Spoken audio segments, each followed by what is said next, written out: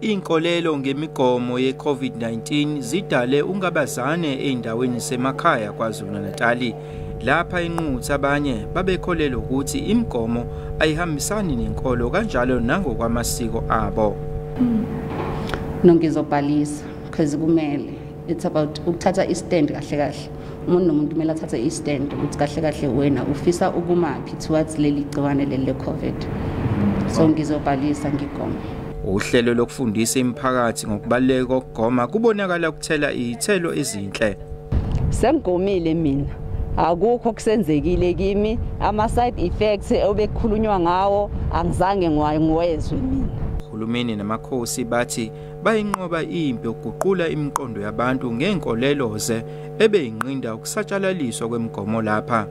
Lolu hlelo lama influencers sibone ngathi luyasiza kakhulu ngoba uma sibuka ama numbers abantu abezayo manje ukuzogoma sikhathanisa nangalesikhathi sidila nayo kakhulu lento yama fake news ama numbers ayanyuka njengamanje. Into ke umuntu ayewayibona ileyo ukuthi u35 kuya ku49 ila ke kwaqala khona ke uma sibuka silandelela ukuthi ingathi sekuyaqala kuyagqoza.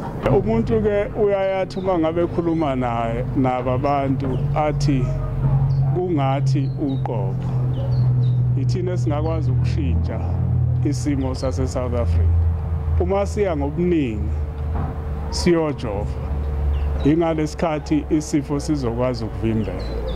Ngesikhathi kuthulwa uhlelo lokusebenzisana phakathi kahulumeni nezinhlaka zomphakathi ukufuqa umyalezo okugoma babengu-16% wabantu abadala abasebegomile enquthu kanti manje sebengu-43%. Bese kuthi sifundeni sisonke umzinyathi bangu-73% esibalweni sabantu abangu-23,000 sabantu abadala sebegomile kule ndawo. Ezindabeni za SABC nginguvusi Khumalo enquthu.